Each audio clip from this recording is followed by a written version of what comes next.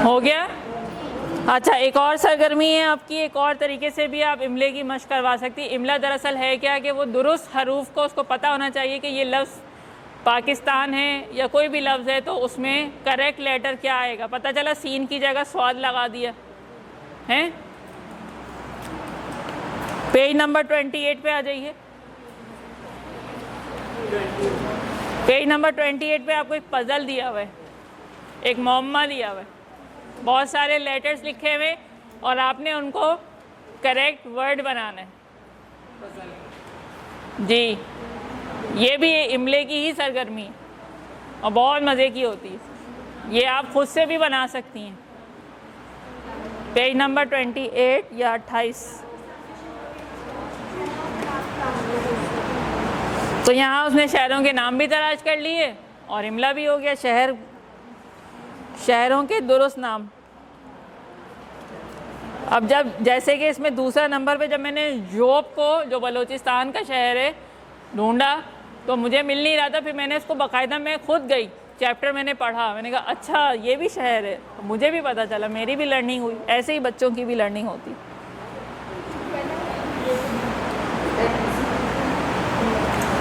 एक और बहुत अहम सरगर्मी होती है, जैसे ये हम आवाज़ में से दुरुस्त अल्फाज का इंतखाब, यानी कि कौन सा दुरुस्त वर्ड वहाँ पे लगेगा। जैसे मिसाल के तौर पे पेज नंबर 102 पे है इसकी सरगर्मी।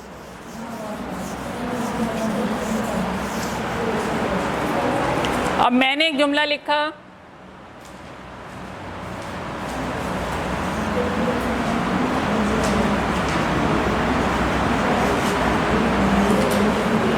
और आगे ऑप्शन दे दिए।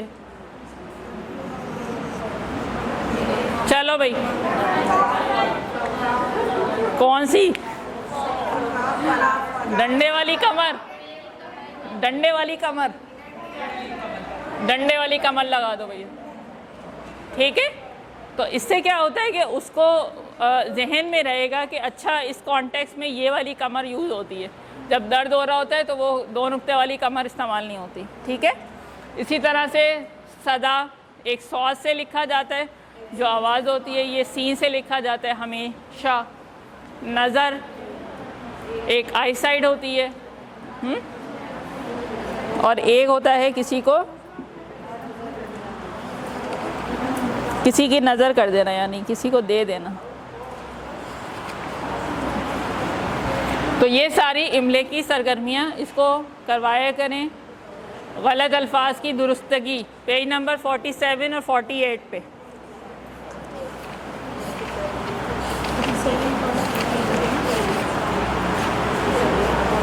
हाँ भाई,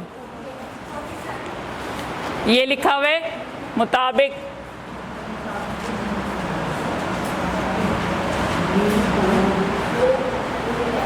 चलो बेटे आ जाओ, इसको दुरुस्त करो, आ जाओ,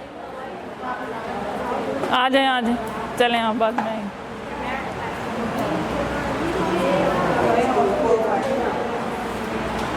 अच्छा, बोर्ड पे बुलाने से ये होता है कि बच्चे जो सो रहे होते हैं ना, वो भी ज़रा जाग जाते हैं और बोर्ड पे आने की उनको अलग ही खुशी हो रही होती है।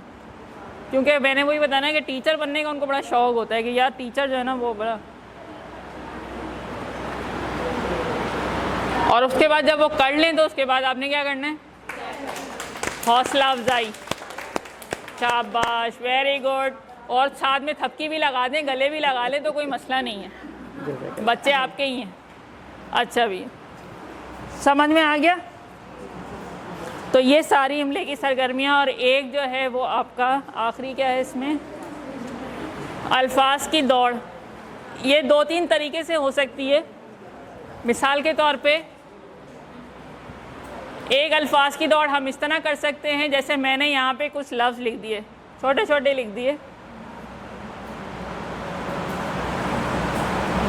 और इतने कि आपको ज़रा दूर से नज़र ना आए।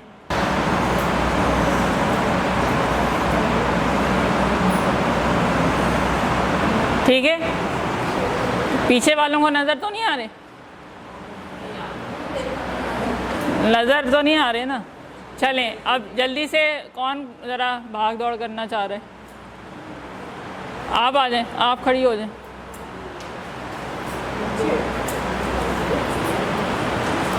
पीछे कोई खाली चेयर है ना, वो बिल्कुल पीछे ले जाए, वहाँ तक ले जाए। अपने पास कॉपी या पेंसिल ज़रूर रखें और इस तरह की 6 खानों वाली एक ग्रिड बना लें अपने पास कॉपी में।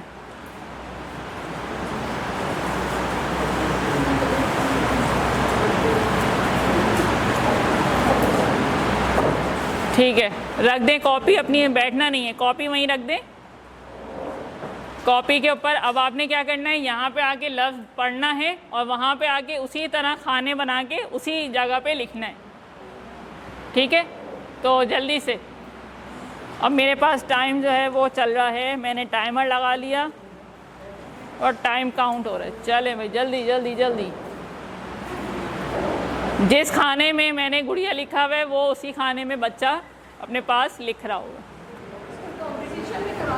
बिल्कुल बिल्कुल बिल्कुल बिल्कुल। फिर ये है कि बाद औक़ात बच्चे लिख तो लेते हैं लेकिन वो गलत भी होता है। उसके बाद आप 2 को इस तरह से दौड़ाएं, आप ज़्यादा बच्चों को दौड़ा सकते हैं एक साथ में, और फिर उसके बाद चेक करें। अच्छा भाई, पता चला कोई बच्चा जल्दी करके तो आ गया लेकिन उसके 2 लफ्ज़ गलत थे, तो बच्चा वही जीतेगा जिसके लफ्ज़ दुरुस्त होंगे, चाहे वो को देरी लग जाए। अच्छा, अब बच्चे इतने चालाक होते हैं कि वो पहले तो एक एक देख के जा रहे होते हैं, फिर वो कहते हैं अच्छा 2-4 एक साथ देख लेते हैं, और फिर इससे क्या होगा, उनको फोकस बहुत डेवलप होगा, बहुत ज़्यादा। आपकी सोच है। बिल्कुल बिल्कुल बिल्कुल, शाबाश।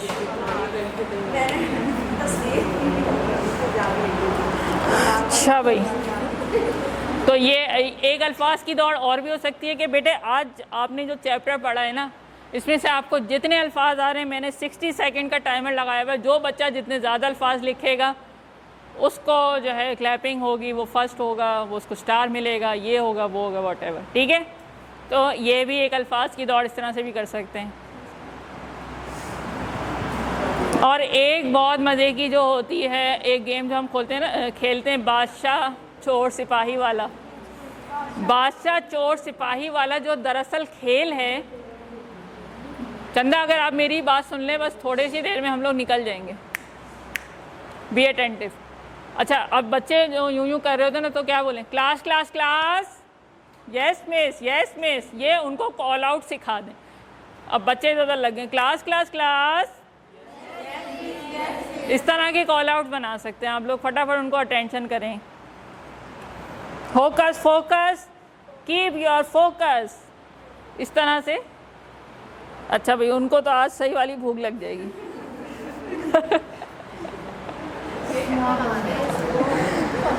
चलें भाई,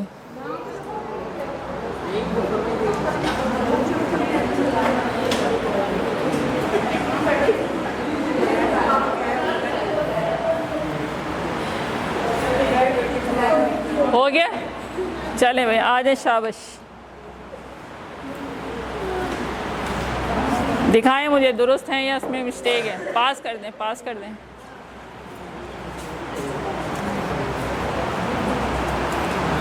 अच्छा, अल्फाज की जब आपने इमला चेक की है तो चेक करते वक्त लाजमी ये देखें कि उसकी अपनी राइटिंग कैसे, बच्चे ने दुरुस्त जगह पे बनाया है या नहीं, कॉपी चेक करते हुए भी। और बार बार आप उसको पॉइंट आउट जब करेंगे ना, तो वो पहले दूसरे साल में KG 1 के बाद मतलब 1 क्लास तक बच्चा ये सीख लेता है कि हाँ भाई, मुझे दुरुस्त बनावट के साथ लफ्ज़ को कैसे लिखना है। चले भाई, शाबाश, क्लैपिंग हो जाए इनके लिए। क्या नाम है? अब आ गया है ज़बान सीखिए, मश्क का एक और पार्ट। तो ज़बान सीखिए में क्या मुश्किल थी? तो कोई मुश्किल ही नहीं है, तो बहुत ही आसान है। क्या सीखते हैं हम ज़बान सीखिए वाले सेक्शन में? क्या सीखते हैं, क्या पढ़ते हैं, कौन सी मश्क होती है? जी हाँ, कवाइद व ज़वाबित। ज़बान सीखिए में आपके पास उर्दू ग्रामर या कवाइद की मुख्तलिफ़ एक्सरसाइजेस होती हैं क्लास के लेवल के अकॉर्डिंग। तो यहाँ पे आप लोगों की बुनियादी, जिसको हम इंग्लिश में पार्ट्स ऑफ स्पीच कहते हैं, जैसे नाउन, प्रोनाउन वगैरह, तो यहाँ पे आपके पास क्या है, इस्म, फेल, सिफ्त, हर्फ, रमूज़ व औकाफ। इंग्लिश में इसको कहते हैं, क्या कहते हैं,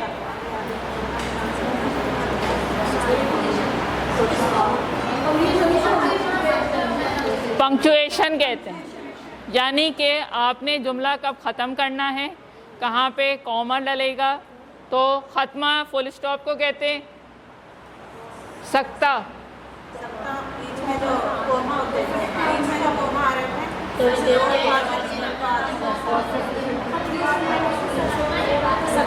कॉलन को इस्तफामिया,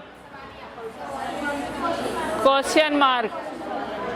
तो जैसा जुमला होगा उसी के मुताबिक हम इसको सेलेक्ट करेंगे। कौसिन,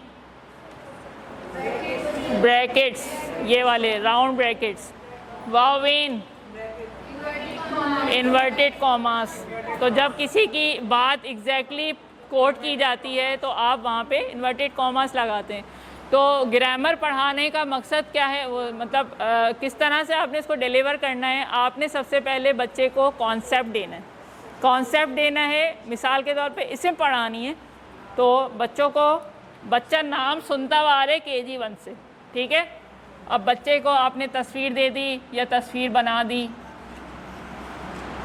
बेटा ये क्या है,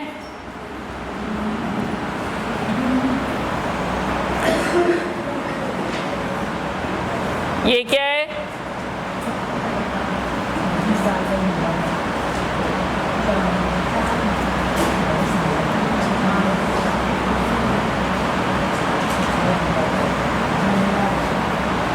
अच्छा और क्या बना सकते हैं, ऐसी बहुत सारी चीज़ें आपने बना दी, ठीक है। और ये बना सकते हैं,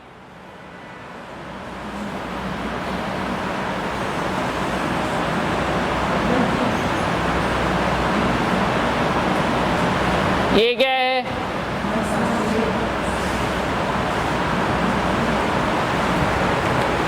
अच्छा बेटा ये क्या है बेटा,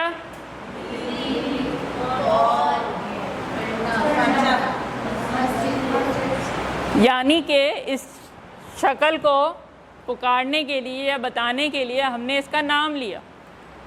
अगर मैं बोलूँ ज़ारा, अब बच्ची को, कोई भी बच्ची, ज़ारा खड़ी हो गई, तो ज़ारा का क्या है, ये नाम है। तो हर चीज़ का क्या होता है, एक नाम होता है। और वो क्यों होता है, ताकि हम उसको शनाख्त कर सकें, ठीक है। अच्छा ये कॉन्सेप्ट दिया, बोर्ड का इस्तेमाल किया। अब इसी तरह से अगर आपने वर्ड भी लिख दें इसके साथ, इसका नाम क्या है, फिर बिल्ली, इसका नाम क्या है, इसका नाम क्या है, इसका नाम क्या है, शाबाश। तो इस्म की मशक करवाने के बाद आप लोग फेल पढ़ाते हैं। फेल पढ़ाते हुए आप लोग उन्हें बच्चों को बताना है कि जब कोई शख्स कोई काम कर रहा होता है तो वो फेल कर रहा हो, और करने वाला क्या होता है, फाइल होता है, और जिस पर काम किया जा रहा होता है वो मफूल होता है। तो जैसे आपको स्क्रीन पर नज़र आ रहा है, आप इस तरह बच्चों को तस्वीरें भी दिखा सकते हैं और बच्चों को कोई एक्टिविटी भी करवा सकते हैं। जैसे आप एक बच्चे को बुलाइए, अब उसको बोलिए ताली बजाएं। अब मिसाल के तौर पर उस बच्चे का नाम है अली। अब अली सबके सामने आके ताली बजा रहा है, आप क्या बोलेंगी, अली कौन है, फाइल, और अली का फेल क्या है, ताली बजाना, ठीक है। इसी तरह से आपने किसी बच्चे को बुलाया और बोला कि आप खत लिखें। अब बच्चा खत लिख रहा है, तो अब उस बच्चे का नाम अगर जाहिद है तो जाहिद क्या हुआ, फाइल, और जाहिद का फेल क्या है, खत लिखना। यहाँ पे मफूल क्या हुआ, खत, ठीक है। तो जैसे कि आपको यहाँ तस्वीर में नज़र आ रहा है, तो ये दर्जन क्या कर रही है, कपड़े सी रही है, ठीक है। तो दर्जन क्या हुआ, क्या हुआ, फाइल। और कपड़े मफूल, और सीना फेल। Very good. और क्या नज़र आ रहा है आपको तस्वीर में, बावर्ची, बावर्ची खाना पकाता है। तो बावर्ची क्या हुआ? फाइल। खाना पकाना फेल। और मफूल खाना। और कौन से यहाँ पे आपको फेल नजर आ रहे हैं तस्वीर में? मोची, बिल्कुल। किसान, टीचर, उस्ताद, कपड़ा फरोश, दुकानदार, बिल्कुल। तो दुकानदार कपड़ा बेच रहा है, यहाँ पे बेचना क्या हो गया? फेल। और कपड़ा हो गया मफूल। इसी तरह से टीचर पढ़ा रही है बच्चों को, तो बच्चे हो गए मफूल और टीचर हो गई फाइल। पढ़ाना हो गया फेल। हजामत हो रही है यहाँ पे, ठीक है। नाई हजामत कर रहा है, तो नाई क्या हो गया? फाइल। और हजामत बनवाना या करना हो गया फेल। वेरी गुड, शाबाश। तो जनाब, प्राइमरी लेवल पे बच्चों के पास एक और टॉपिक होता है, एक और उन्वान होता है, जिसको कहते हैं साबके और लाहिके। इससे क्या मुराद है? इसका कॉन्सेप्ट देने के लिए आपने बोर्ड पे लिखना है साबका, ठीक है। जैसे ये आपको नज़र आ रहा है, आपने लिखना अन। अब उसके साथ जो एक नया लफ्ज़ जुड़ेगा, और इन दोनों के जुड़ने से क्या हो जाएगा? उस लफ्ज़ के मायने बदल जाएंगे। जैसे अन के साथ अगर हम जान लगा दें, तो क्या बन जाएगा? अनजान, बिल्कुल। तो ऐसा ऐसे हरूफ का मजमुआ जो किसी भी लफ्ज़ के शुरू में आ जाए, तो उसके शुरू में आने की वजह से उस लफ्ज़ का मायने और मफ़हूम बदल जाता है, एक नया लफ्ज़ बन जाता है। ऐसे हरूफ के मजमूए को साबके कहते हैं। और अगर वो पीछे आ जाए, हर्फ के बाद आ जाए यानी कि, तो उसको हम लायके कहते हैं। जैसे नाक लिखा हुआ है, तो नाक से पहले कोई लफ्ज़ आना चाहिए। क्या आ सकता है मिसाल के तौर पे? खौफनाक, अंदोहनाक। इसी तरह से मन लिखा हुआ है, तो मन से पहले क्या आएगा? सेहत, सेहतमंद। खाना लिखा हुआ है, तो खाना से पहले क्या आएगा मिसाल के तौर पे? बावर्ची खाना। गाह, गाह से पहले क्या आएगा? आरामगाह, चरागाह। इस तरह से अल्फाज जुड़ते रहते हैं। आपकी दरसी किताब में इसकी बहुत सारी एक्सरसाइजेज हैं, तो उसमें से एक एक्सरसाइज हम यहाँ पे देख लेते हैं, जिसमें जो है वो ब्लैंक्स दी हुई हैं, और बच्चों से ही काम करवाना है आपने ये। इसमें क्या करेंगे कि जो ब्लैंक है उसके अंदर आपने ये देखना है कि कोई भी मुनासिब सबका या लहा का कॉन्टेक्ट के हिसाब से जो है वो लिखेंगे बच्चे। मिसाल के तौर पे, एक अकल मंद इंसान कुतुब बीनी से अपने वक्त को कार आमद, बिल्कुल कार आमद। कार जो है वो यहाँ पे क्या हुआ? साबका या लाहिका? साबका। कार आमद बना लेता है। अच्छी किताबों की रफाकत इसे कामयाबी की तरफ ले जाती है। किताबों से इंसान ना सिर्फ इल्म हासिल करता है, बल्कि बाउसूल और बाज़ाब्ता ज़िंदगी के जौहर भी समेटता है। अब यहाँ पे बाउसूल और बाज़ाब्ता क्या हुआ? साबका हुआ, बिल्कुल। इसी तरह ना समझ और नाशनास किताबों से बिल्कुल इस्तिफादा हासिल नहीं करता, और हमेशा नाकाम और नाउम्मीद रहता है। तो यहाँ पे साबका क्या है? ना, बिल्कुल। तो इस तरह की मशकें आप दरसी किताब से बच्चों से करवा सकती हैं।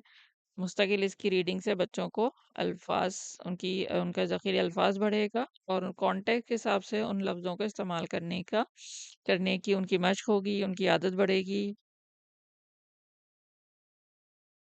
अच्छा, तो जैसे कि मैं पहले भी ये बात कर चुकी हूँ कि ज़बान जब हम बच्चों को सिखा रहे होते हैं, तो हम उसको एक आइसोलेटेड वे में नहीं सिखाते, यानी कि हम उसको माहौल से, चीज़ों से, तस्वीरों से जोड़ के, किसी मंज़र से जोड़ के जो है वो हम उसको सिखा रहे होते हैं। तो कोशिश ये करें कि ग्रामर के भी जो हमारे जितने नज़रियात हैं, अल्फाज, ज़ेद, वाहिद, जमा या मुज़क्कर मुअन्नस या मुहावरे, उसको आप कॉन्टेक्स्ट में, माहौल के ज़रिए से उसको समझाएं।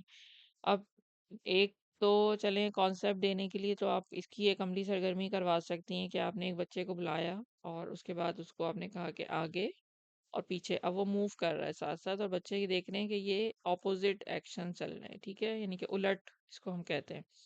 तो इस तरह से आपने आगे, पीछे, दाएं, बाएं, ऊपर, नीचे, ये हमने जो है वो सोने बोलने की सरगर्मियों में भी देखा। तो इस तरह से आपने पहले उसका मफहूम देना है कि अल्फाज जिद बेसिकली होते क्या हैं। फिर आप जब इसकी एक्सरसाइज करवाएंगे तो वहाँ पे आप इसको, जैसे आपको स्क्रीन पे नज़र आ रहा है कि यहाँ कॉन्टेक्स्ट में के अकॉर्डिंग फिर वो लफ्ज़ तब्दील हो रहा है। जैसे जुमला लिखा हुआ है, बच्चों से ही पढ़वाएं। क्या लिखा हुआ है कि दर्जा झील जुमलों में ख़त कशीदा अल्फाज की ज़िद लिखकर दोबारा जुमले तहरीर करें। अब बच्चों को आप समझा चुके हैं कि ज़िद होता क्या है। अब मिसाल के तौर पे सुबह है तो बच्चों से पूछे सुबह की ज़िद क्या होगी? रात। ठीक है, बच्चे बता देंगे। सुबह के वक्त बाजार में ताज़ा सब्जियां मिलती हैं। अब जितने भी खत कशीदा जो अल्फाज हैं वो उसकी ज़िद लिखनी है। तो सुबह के वक्त में बाजार में ताज़ा सब्जियां मिलती हैं, लेकिन जब वो सुबह से रात हो जाएगी या सुबह से शाम हो जाएगी तो ताज़ा सब्जियां नहीं मिलेंगी ना, पास ही हो जाएंगी। तो यहाँ से वो उस चीज़ को, उसका उसकी लैंग्वेज की इम्प्रूवमेंट, उसका ज़ख़ीरे अल्फाज बढ़ रहा है और साथ में वो सीन के मुताबिक उस चीज़ को महसूस कर रहा है, उस चीज़ को सोच रहा है, समझ रहा है, सुन रहा है कि अच्छा, कि यहाँ पे दो चीज़ें एक दूसरे की ज़िद में आ रही हैं। वक्त भी बदल रहा है और सब्जियाँ ताज़ा हैं या बासी हो गई हैं उसके मुताबिक उसका सिनेरियो भी चेंज हो रहा है। इसी तरह से दूसरा है हमारे पास सूरज तुलू और हर तरफ उजाला फैलना शुरू हो गया। सूरज तुलू हुआ और हर तरफ उजाला फैलना शुरू हो गया। अब आप बच्चों से पूछें तुलू का उलट क्या होगा? गुरूब। जी हाँ। और उजाला का उलट क्या होगा? अंधेरा। तो सूरज क्या बना बच्चों बताइए? अब उनसे जवाब लें, बच्चे बताएंगे सूरज गुरूब और हुआ और हर तरफ अंधेरा फैलना शुरू हो गया। तो अब वो सूरज के गुरूब होने को अंधेरे के फैलने से रिलेट कर रहा है अपने जहन में। आगे चलते हैं, आगे क्या लिखा हुआ है?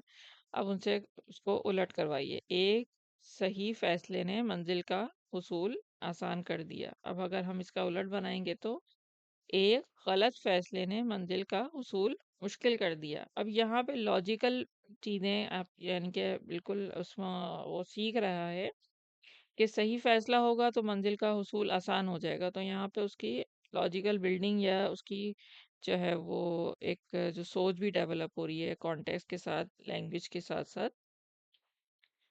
खाली गाड़ी देखकर मुसाफिरों को खुशी हुई और अगर इसका अपोजिट है तो भरी गाड़ी देखकर मुसाफिरों को दुख हुआ। तो किस तरह ये एक दूसरे से ये अल्फाजियत की मश्क भी हो रही है और चीज़ें आपस में रिलेट भी हो रही हैं। इम्तिहान में कामयाब होने पर अली बहुत खुश है। अब उलट बनाइए इसका, क्या हो जाएगा?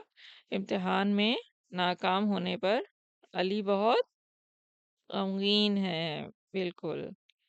अहमद के उर्दू में अली में से निस्बतन ज्यादा नंबर है। उलट बनाइए तो क्या हो जाएगा? अहमद के उर्दू में अली से निस्बतन कम नंबर है। तो इस तरह से आप जो है वो ये एक्सरसाइजेस बच्चों को करवाएं और बच्चों से ही पूछें और उनको अल्फाज जिद पहले उनकी उन इससे क्या हो रहा है कि अल्फाज जिद के मायने और उसका मफहूम बहुत अच्छे से वो समझ रहे हैं और उसका इस्तेमाल भी सीख रहे हैं कि ज़ुबान में बेसिकली उसका इस्तेमाल उन्हें करना कैसे है। तो जनाब, प्राइमरी लेवल पे बच्चों के पास एक और टॉपिक होता है, एक और उन्वान होता है जिसको कहते हैं साबके और लाहिके। इससे क्या मुराद है?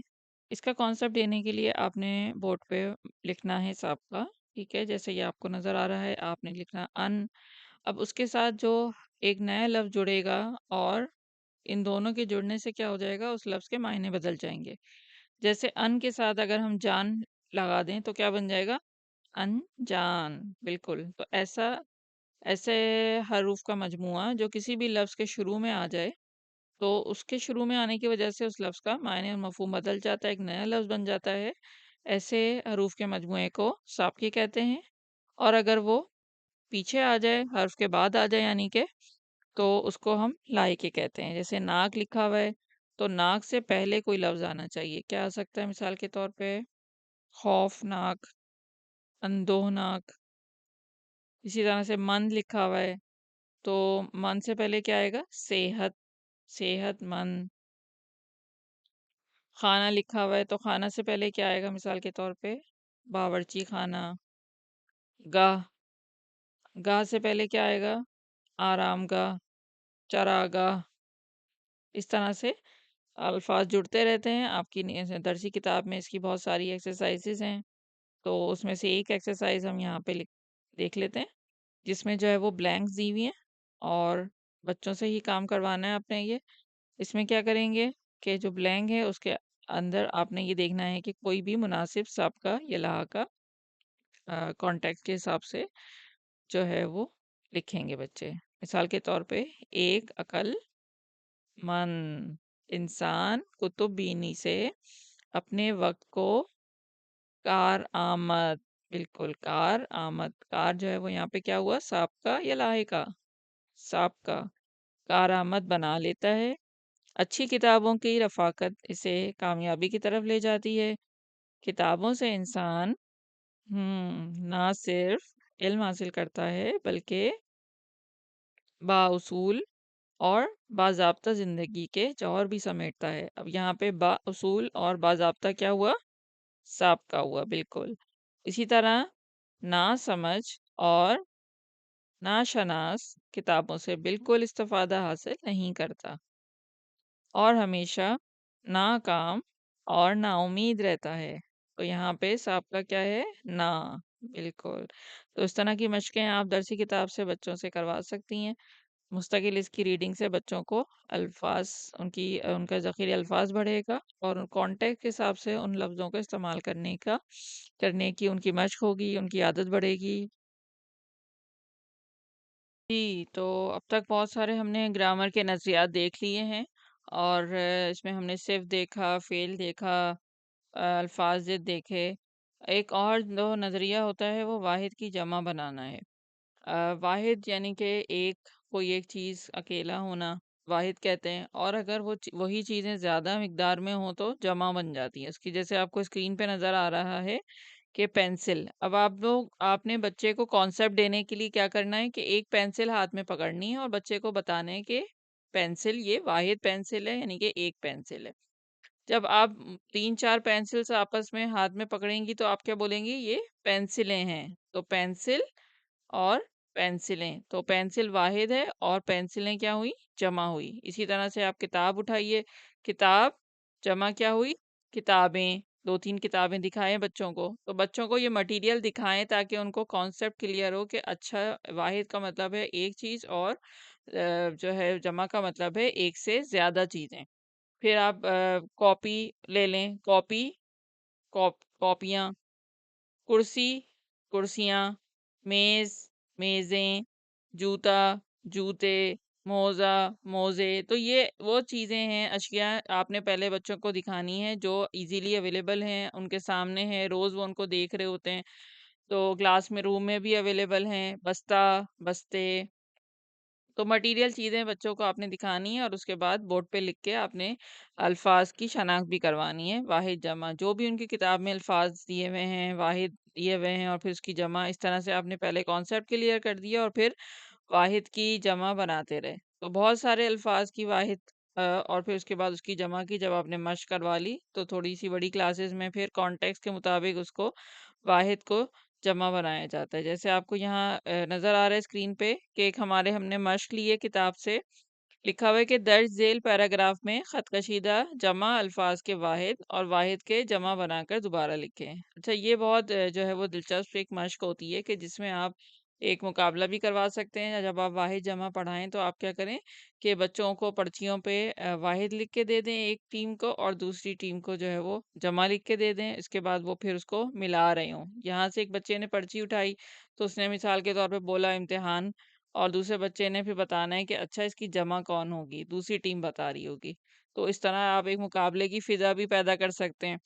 और फिर ये है कि इस तरह आपने अगर ये जैसे आपको नज़र आ रही है, ये जो है मश्क जो आपको स्क्रीन पे नज़र आ रही है, इसमें लिखा हुआ है, इसमें क्या करना है कि जो अंडरलाइन जमा है या वाहिद है उसको आपने रिप्लेस करना है। अगर जमा दी हुई है अंडरलाइन में तो आपने उसको मिटा के उसकी वाहिद लिखनी है, और जब वाहिद दिया हुआ है तो आपने जमा लिखनी है। जैसे यहाँ लिखा हुआ है कि इम्तिहानात में शामिल सबक याद हो गया, तो इम्तिहानात जमा है या वाहिद है, अब बच्चों से पूछे, बच्चे बताएंगे जमा है, तो इसकी वाहिद क्या होगी, बच्चों से ही पूछें, खुद ना बताएं पहले। इम्तिहान होगी, तो उनको थोड़ा सोचने का मौका भी दें। जी बिल्कुल। इम्तिहान में शामिल सबक। अब सबक की जमा क्या होगी? आपने पहले ये साल अल्फाज की वाहिद जमा अच्छे से बच्चों को याद करवा दी, ये पढ़ा दिया, लेकिन अब इस मश्क के ज़रिए से वो इसका इस्तेमाल कर रहे हैं और इससे उनकी क्या हो जाएगी, मज़ीद प्रैक्टिस हो जाएगी, तकरार हो जाएगी और अच्छे से उनको उस चीज़ पर अमल दरामद करना आ जाएगा। वो चीज़ कैसे इस्तेमाल होती है हकीकी ज़िंदगी में, उसका इस्तेमाल सीख लेंगे वो। तो इम्तिहान में शामिल असबाक, जी असबाक याद हो गए। अब देख रहे हैं आप, जब हमने सबक को असबाक में बदला तो ग्रामर जो है वो जुमले की बदल गई है उसी के मुताबिक।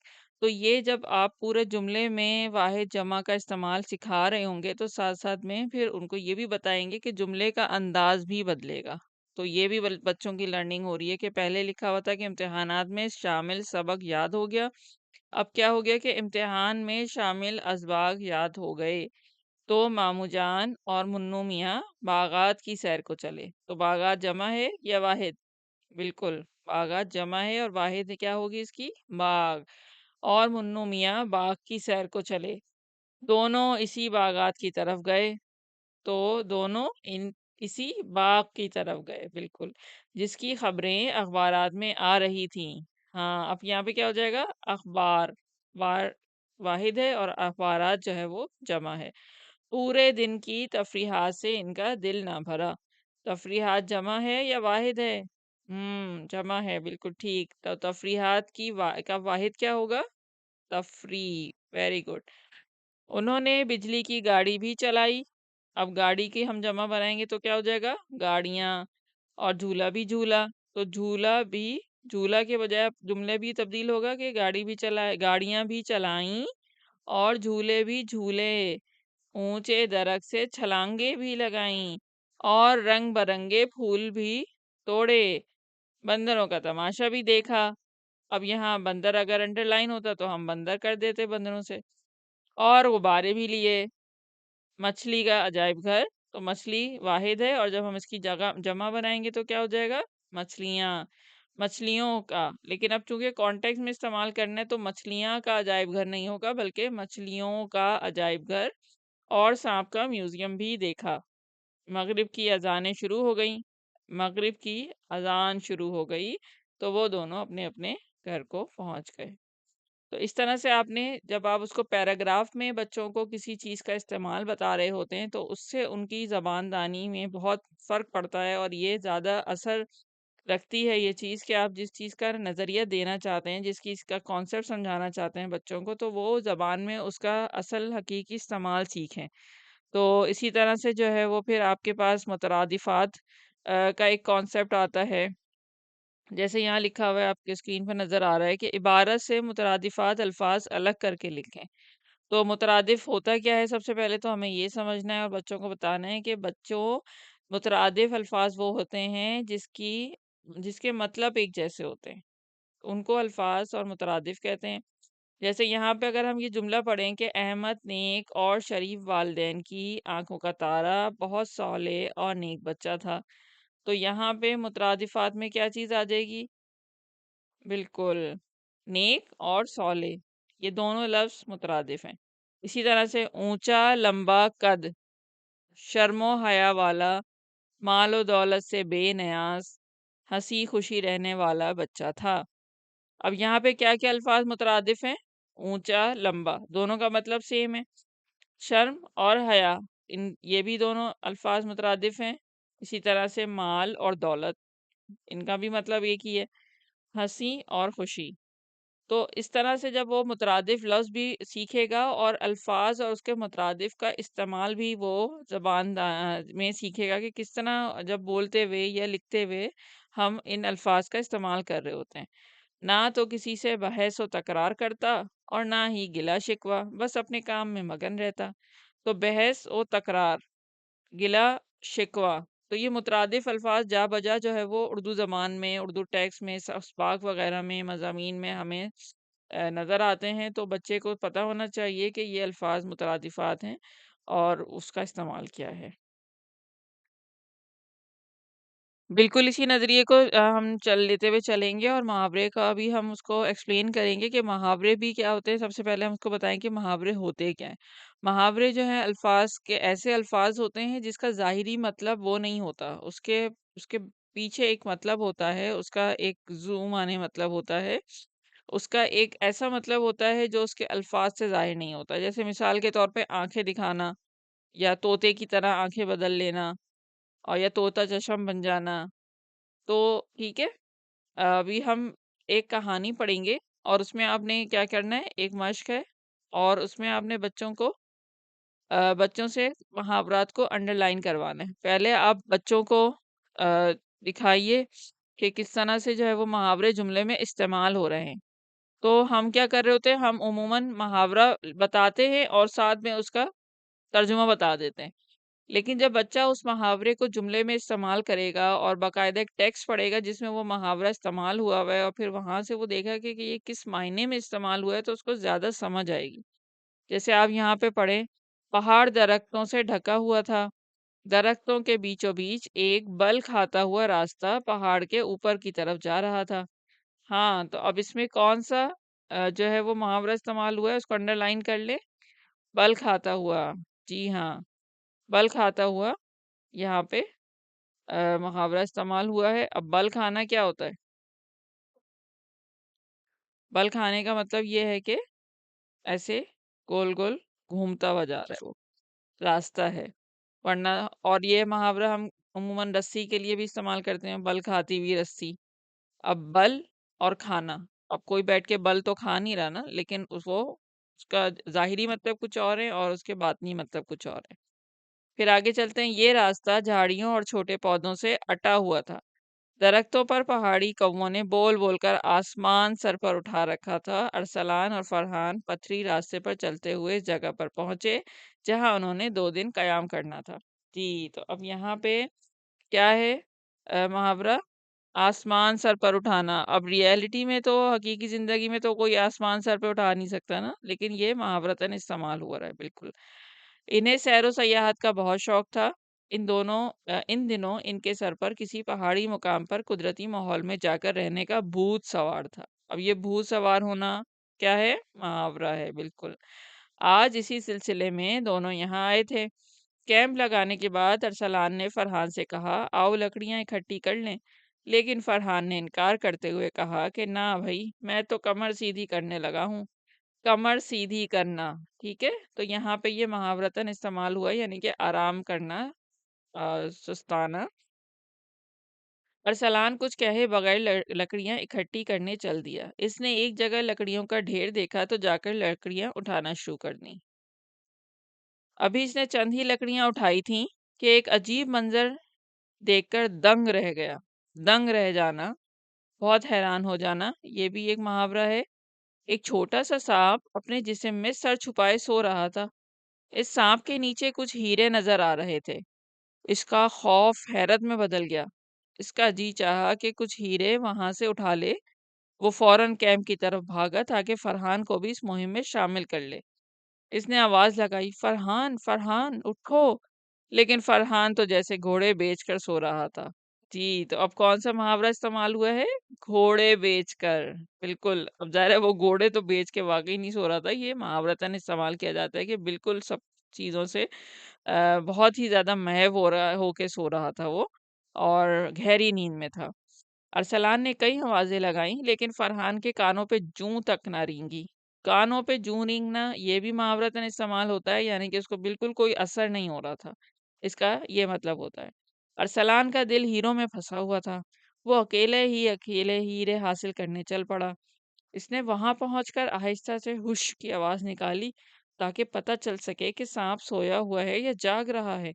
लेकिन सांप ने कोई हरकत ना की। और सलान हिम्मत करके हीरे उठाने के लिए आगे बढ़ा। अभी इसने एक हीरे को हाथ ही लगाया था कि सांप फुनकारा और फन फैलाकर बैठ गया।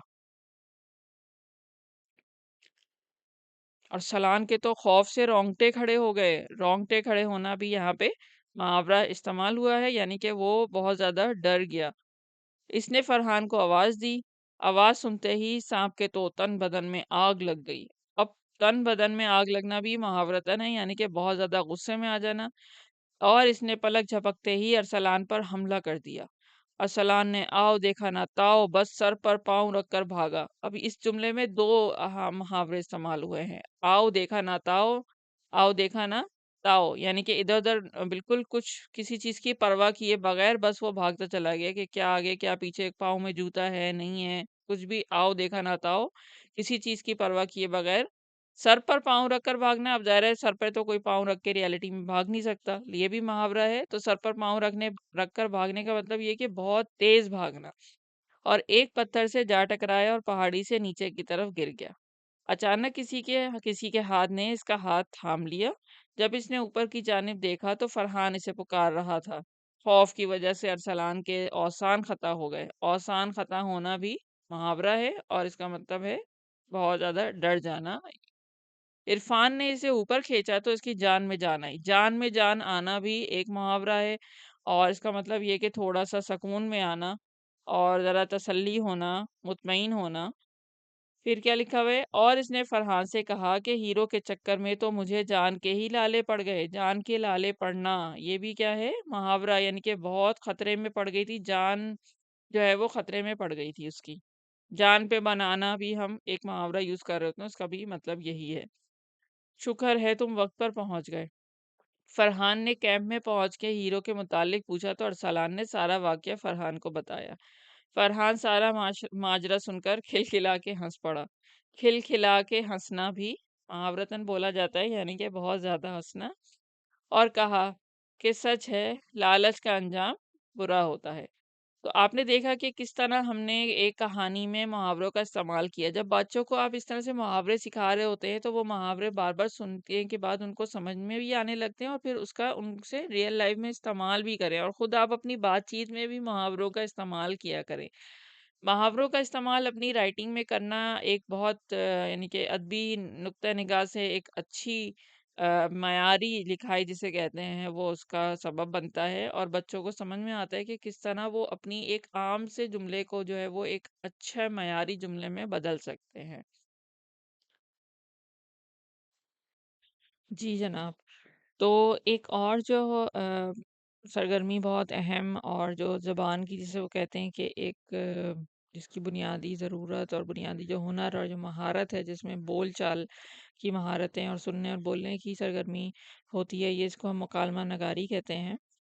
तो ये एक बहुत अहम और बहुत ही दिलचस्प सरगर्मी होती है जब आप इसको पाबंदी से करवाएं। किताबों में जो है वो असबाक की सूरत में भी और बाद में अलग से मुकालमे की सूरत में भी जो है वो कई सारी मशक़ें दी हुई हैं।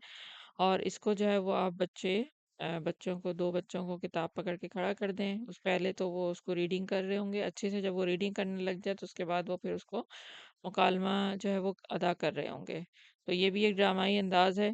इसमें जो है वो नसर के जुमले होते हैं, एक किरदार होते हैं और वो किरदार अपने अपने अल्फाज अदा कर रहे होते हैं। तो जैसे अभी आप अगली सरगर्मी में देखेंगे कि किस तरह से जो है वो एक सब्जी फरोश का यहाँ पे जो है वो मकालमा पेश किया जा रहा है। इसी तरह से आप बुक में, किताब में जितने भी मकालमे की जो है वो सरगर्मियाँ दी हुई हैं वो लाजमी इसी तरह से करवाने की कोशिश करें। हकीकी अशिया भी अगर उसमें आप जो भी मुमकिन है वो ज़रूर उसको लेकर आएँ ताकि एक सीन क्रिएट हो, बाकायदा एक ड्रामाई शक्ल में उसको कंडक्ट करवाएं। आलू ले लो, प्याज ले लो, गोभी ले लो, भिंडी ले लो। वालेकुम अस्सलाम जनाब, क्या चाहिए आपको? मुझे कुछ सब्जियां चाहिए। कौन सी? पहले रेट तो पता चले। इसके रेट ये लिखे हुए। ओहो, कितनी महंगी है सब्जियां। क्या करें, हुकूमत की तरफ से है। अच्छा, ये आप ये सलाद तो कर दें और लीमू और भिंडी और लीमू से दे दो। ये रेट तो खानों से बातें करते हैं। ये हुकूमत ने करा हुआ।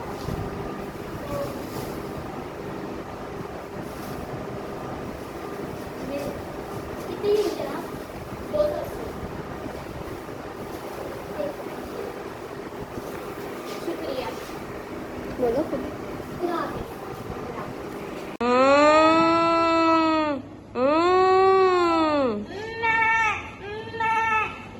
माफ करना बड़ी, कैसे है तुम्हारे हाल चाल? ऐसे तो मेरे हाल चाल बहुत ही बुरे हैं। इंसानों की वजह से तो मेरी जिंदगी ही करके रखते हैं। जब मैं कम दूध देती हूँ तो बड़बड़ाने लगते हैं। जब मैं थोड़ी सी बीमार हो जाऊँ तो मुझे बेच देते हैं। ऐसे मत कहो बल्कि इन इंसानों ने हमारे लिए बहुत कुछ किया है, जैसे कि घास और ये चरागाह और ये सब कुछ। अगर तुम इनके बारे में सोचोगी तो तुम्हें पता चल जाएगा कि इंसानों ने हमारे लिए बहुत कुछ किया है।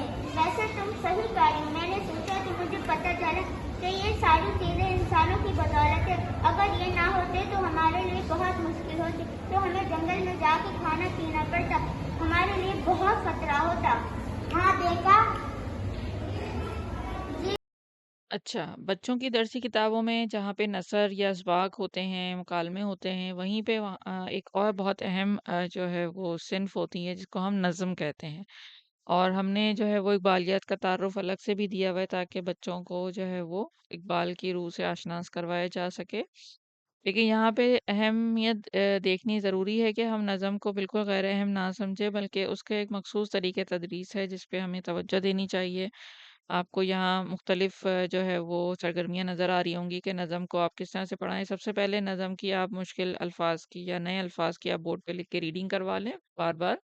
किताब के ज़रिए बच्चे को रवानी आ जाए जब लफ्ज़ों को पढ़ने की, तो फिर नज़म को जो है वो तरन्नुम से पढ़ें।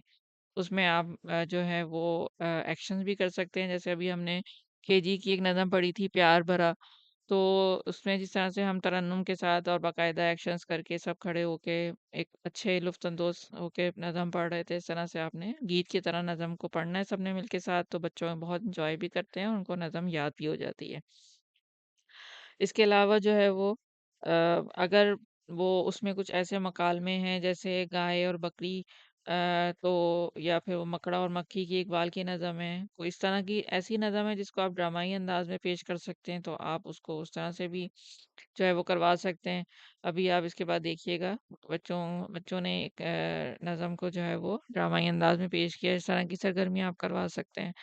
फिर जब बच्चे अच्छे से नज़म पढ़ चुके हों तरन्नुम के साथ, तो उनको नज़म याद हो जाए उसके लिए आप मुख्तलिफ सरगर्मियाँ करवा सकते हैं। जैसे एक मिसरा आप पढ़ें और दूसरा मिसरा जो है वो किसी बच्चे को बोलें कि हैंड रेज़ करें, या फिर ऐसा भी हो सकता है कि आप बच्चों की 2 टीम्स बना लें और उसमें जो है वो एक नज़म का मिसरा एक टीम पढ़ रही होगी और दूसरे नज़म का मिसरा दूसरी टीम पढ़ रही होगी। तो इस तरह एक मुकाबले की फ़िज़ा भी हो जाएगी और बच्चे उसको बहुत दिलचस्पी से उसमें हिस्सा भी लेंगे। फिर बच्चों से आखिर में ज़रूर पूछें कि नज़म का मरकज़ी ख़्याल उनसे पहले दरियाफ़्त करें और फिर बाद में अपना उसमें इनपुट डालें कि इस नज़म से उन्होंने क्या सीखा। तो इस तरह जब आप नज़्मों को पढ़ाएँगे तो वो बहुत ही शौक़ और दिलचस्पी से पढ़ेंगे और उनको शायरी से लगाव भी बढ़ेगा उनका इंशाअल्लाह। एक चरागाह हरी भरी थी, कहीं थी सरापा बहार जिसकी ज़मीं। क्या समा इस बहार का हो बयां, हर तरफ साफ नदियां बह रही थी, ठंडी ठंडी हवाएं आ रही थी, ताहिरों से सदाएं आती थी। किसी नदी के पास एक बकरी कहीं से चढ़ते चढ़ते आ निकली। जब ठहर कर इधर उधर देखा, पास एक गाय को खड़े पाया। पहले झुक कर उसे सलाम किया, फिर सलीके से यूँ कलाम किया। अस्सलामु अलैकुम। वालेकुम अस्सलाम। और बरीबी मिजाज कैसे हैं? खैर अच्छे हैं। कट रही है बुरी बली अपनी, है मुसीबत में ज़िंदगी अपनी। आदमी से कोई बला ना करे, इससे पाला पड़े खुदा ना करे। दूध कम देती हूँ तो बड़बड़ाता है, हूँ जो दुबली तो बेच खाता है। इसके बच्चों को पालती हूँ मैं, दूध से जान डालती हूँ मैं। बदले नेकी के ये बुराई है, मेरे अल्लाह तेरी दुहाई। ऐसा गिला नहीं अच्छा, बात सच्ची है बेमज़ा लगती है।